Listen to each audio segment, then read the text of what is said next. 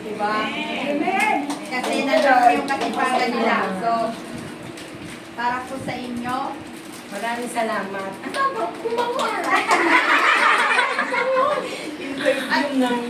Galing sa puso, hindi galing doon.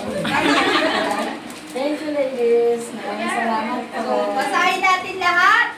So, bago muna natin. Basahin natin lahat. Apas ay. Sige nga.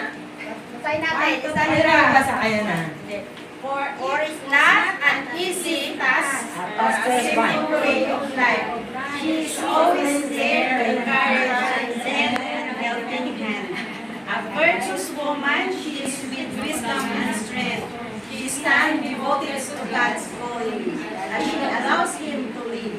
She bounds with grace never ending. A blessing she is indeed. The pastor wife. Sa ating Pastora Maraming Aida. salamat po. Ano, ito? Ito po. Yeah. Sa inyo po yan. Kahit so Sa kayo, kwadro ko po, kayo na yung- lang maglalagay. Kaya sila siya naman ganyan. Kasi kapag nakakwadro, hindi nyo na maglalagay sa ano. Kaya kayo na maglalagay. Sa Pilipinas na lang sa Opo.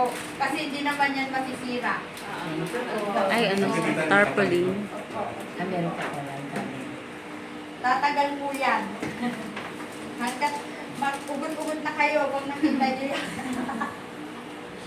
Siyempre, at sa atin naman pong bishop, na kung saan nga po, andyan po talaga siya po yung pinagmulan ng maraming mga Kristiyano, born again Christian po, dahil po sa kanyang kasipagan.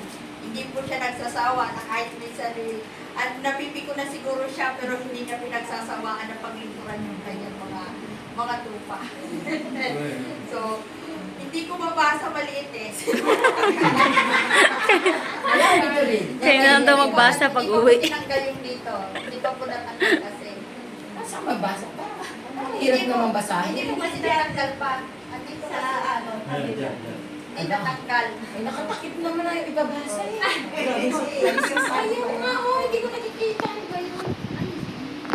Baligtad Hindi ko yan, naalis. ano? Hindi naalis po yung ano. Sticker? I mean, naalis.